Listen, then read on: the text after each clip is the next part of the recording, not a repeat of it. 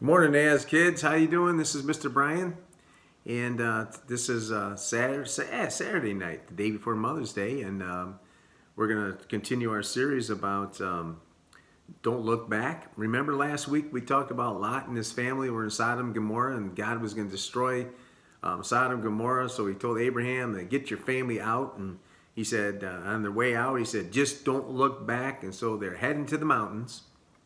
And Lot's wife decided to turn around, and guess what? She looked back and she turned to salt. But today we got a great story, and this story is in Exodus 14, probably one of my favorite stories in the Bible. This is when the Israelites are just about ready to be freed from the Egyptians with Moses. So let's get started. And I hope you've had a great week this week. And the weather's getting a little chilly this week. Mr. Brian had to wear a coat outside, but well, summer's coming soon. So here we go. Today we're continuing our series. It's called Don't Look Back. We're going to learn about how important it is never to make the mistake of looking back into our old lives. Today we're going to learn about a group of people who made the big mistake in a big way. The Israelites are God's people, and they've been in captivity and slaves for the Egyptians for 430 years. 430 years. Who can even imagine what 430 years? That's like 8 times my life. So back then, if your dad was a slave and your grandpa was a slave, your grandpa was a slave, your great-grandpa was a slave. So guess what? If you were born, you were probably going to be a slave. But you know what? The good things are coming. So God told Moses to lead the Israelites out of captivity. Moses went to speak to the Pharaoh and asked him to let the Israelites go. So the Pharaoh, he is the king of Egypt. He's the big boss. So Moses went to talk to him. And Moses said, hey, Pharaoh, my Lord spoke to me, and he's saying, let my people go, who are the Israelites. You know what the Pharaoh said? He said, no, I'm not letting the people go. What are you kidding me? They're my slaves. They do all the work for us. Who's going to do the work if I let your people go? So you know what God did? God told Moses, I'm going to send 10 plagues to the country of Egypt. See, when you send a plague, is like the worst thing that could happen to a country. Devastation comes, it eats all the land, animals die, and all kinds of disease happens. So God sent 10 plagues. Here's some of them. He sent gnats. He killed all the livestock. He sent darkness over the land for like 3 days and 4 nights. Blood, hail, boils, sores. Boils are like sores on your body. Locusts, flies, and frogs. But you know what happened?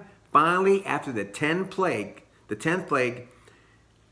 Pharaoh said to Moses, go away, leave Egypt. I take your people, go worship your gods you requested. I can't take this anymore. So Moses, you know what? So Moses, he got excited. He went and told the Israelites that they are now free. So can you imagine how excited the Israelites must have felt when they were being freed after 430 years of slavery? They just dreamt about this all year after year, 10 after 20, after hundreds of years. They dreamt about being free. They were jumping up and down, and they were very excited.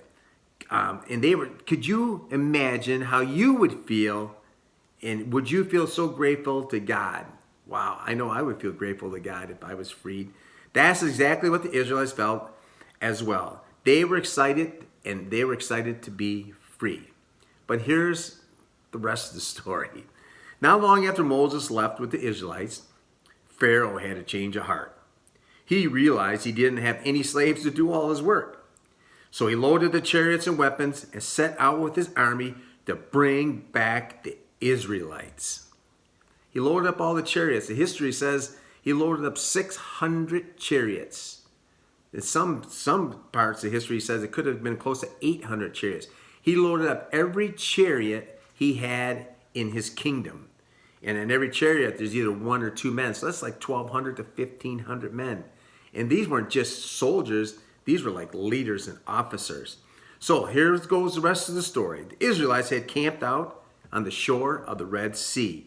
When they looked up on the top of the hill, they saw Pharaoh and his army coming towards them, and they were terrified. Just when they thought everything was going to going to be well, things took a turn for the worse. They were outnumbered and had nowhere to run. The Israelites began to worry. They began to complain to Moses. Why would you bring us all the way out of here to die? What are we going to do? We should have just stayed in Egypt. Our lives as slaves were better than this. Okay, worry setting in. Now they're complaining to Moses. They've complained to Moses for years after year after year. Now they're saying, man, we were better being a slave. Instead of better than this. Who would want to be a slave? Your freedom is a lot better than being a slave. But you know what? Worry setting in. Anxiety's coming. So here's the rest of the story. Can you believe they're saying this? After the first sign of trouble, they start looking back to their old life and saying slavery was better. Really? Slavery is better than freedom? They are crazy.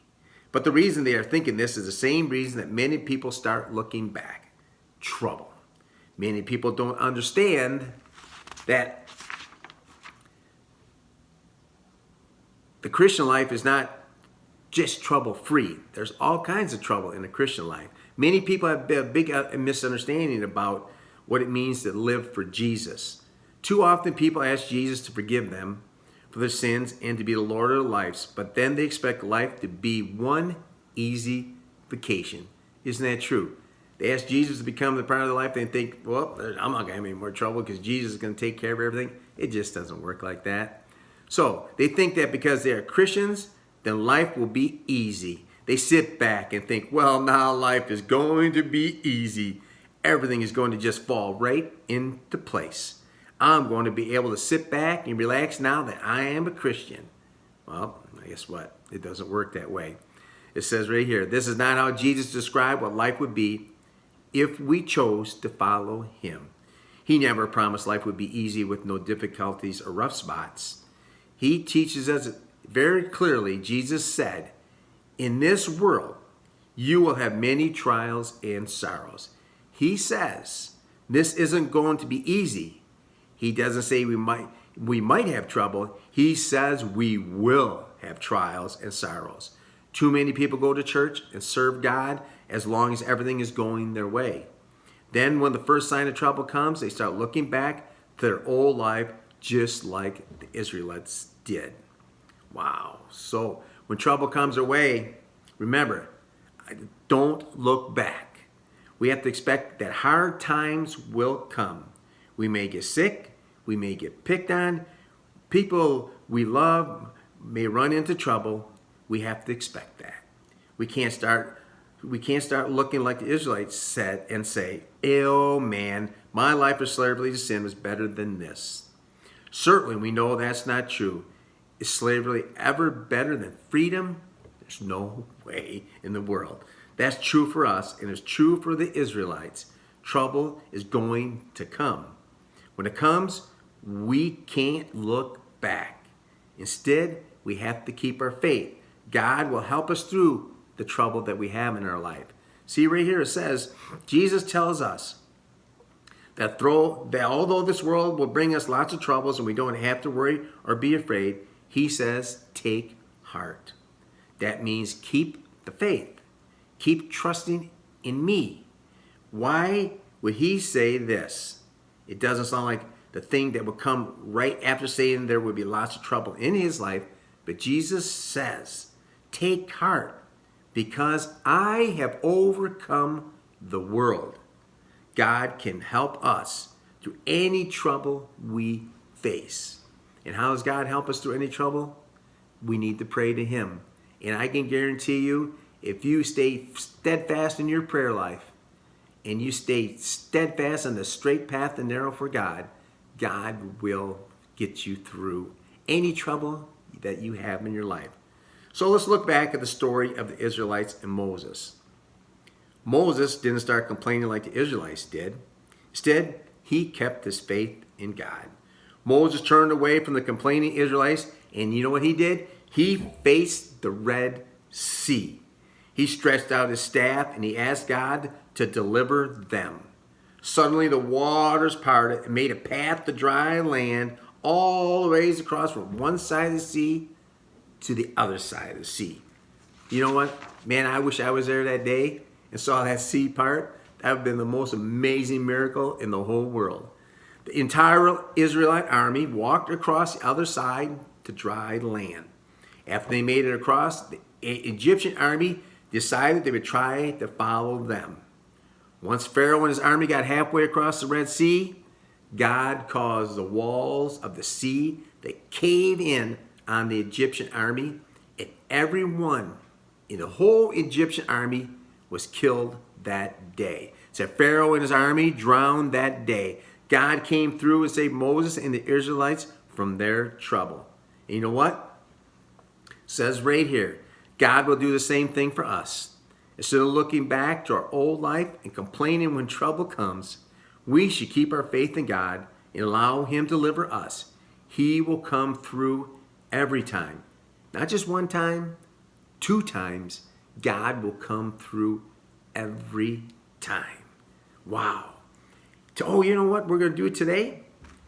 We're going to do our little skit again. I had a couple kids call me and tell me that that was a pretty funny skit. I don't know but this Disco Dan guy, he's kind of like crazy music man. But I'm going to play the 2 parts again. I'm going to be Disco Dan, and I'm going to be the leader. And this is a pretty funny one today. So here we go. So Disco Dan. Disco Dan enters, and he's dancing up a storm. Look alive, cats. It's time to get funky. And the leader says, hey, everybody, it's Disco Dan. How you doing today, buddy? And Dan says, well, I ain't gonna lie. Disco Dan is feeling pretty mellow yellow today. Leader says, you're feeling what? Dan says, I'm not feeling very gravy. The leader says, do you usually cover yourself with gravy?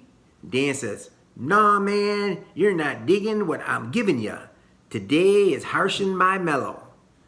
And the leader says, Dan, you make my brain hurt. But Dan says, I'm feeling sad today. The leader says, oh, no. I'm sorry, Disco Dan. What's wrong? Dad says, man, it's just been one thing after another. First, my favorite gold chain broke. Then it started to rain outside and totally messed up my beautiful hair. I thought I'd go dancing to make myself feel better, but I got gum stuck in the bottom of my dancing shoes. And it made me fall and bust my face. I went from feeling fab to like a total square. Leader, is being square bad? Dan said, yes, it's bad. You know, when I became a Christian, I thought we were supposed to get a new life. Nothing bad was ever going to happen to Disco Dan ever again. Well, if this is the way it's going to be, maybe I should go back to living the way I like a living. The leader, hold on, Disco Dan, are you serious? Dan said, I'm serious as a cheese-flavored milkshake. The leader says, a cheese-flavored milkshake? And Dan says, when did I say that? The leader said, never mind. Listen, Disco Dan, the Bible never says anything that anywhere through tough times are over when you become a Christian. And Dan said, say what now? And the leader said, it's true. Even when you're a Christian, bad stuff will happen. But you're not going through it alone anymore. And Dan said, what you talking about? And the leader says, when times are tough, you got someone to rely on, and that will get you through. Someone that will be there for you no matter what. And Dan says, hey, this is Superman, isn't it? That is one righteous dude. The leader says, no, not Superman, God. When we have hard times, it's easy to look back on our old ways of sin and think life will be easier. But that's just not true. God will get you through it. He's bigger and stronger than any problem you have in your life. Don't look back. Keep your eyes on God, and He'll get you through the bad times. And Dan says, man, that is out of sight. That makes me happier than a polka-dotted panda bear. The leader says, a polka-dotted panda bear? And Dan said, when did I say that? Never mind. I'm going to get out of this bad mood and put on my dancing shoes. I'll see you later, boys and girls. I'm Disco Dan, and I am out of sight. So, does everybody know what this Sunday is? Sunday's Mother's Day. I hope all you kids remembered your mom on Mother's Day. I never forget my mom. My mom's close to 90 years old, and I don't think I've ever forgotten Mother's Day. When I was your age, I probably wasn't the best kid around. I teased my mom a lot and probably didn't listen to her and gave her a lot of heartaches.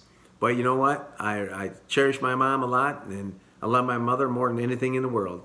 Today, Mr. Brian went out and bought his mom a Mother's Day present, and I look forward to going over and give it to my mom tomorrow. So you know what? If you haven't got your mom a card, go make a card for her. Give her a big hug, give her a big kiss. If you get to see your grandma, give her a hug or kiss, or aunt, whoever's the mom. Wish them a happy Mother's Day. It's like they're the hardest working people in the whole world, and there's nothing better than a God-loving mother. So if you could close your eyes, Mr. Brian would like to say a prayer for you. And I hope you all have a great week. It's going to be a warm week this week. The weatherman says it's going to be in the 70s. Get outside and play outside and do something. Get some exercise in. And I look forward to seeing you again next week. So let's close our eyes and say a little prayer. Dear Lord, I pray for these children that they will trust you through the tough times in their lives. I hope, Lord, that they never look back to their past, that they always look forward. And help them, Lord, when they're going through these troubled times, Lord, that they know that they can lean on you and have a better understanding of your love. We love you, Jesus, and we look forward to serving you always in the future. And we give you the praise and honor always. In your Son's name I pray, amen. Mr. Brian's out.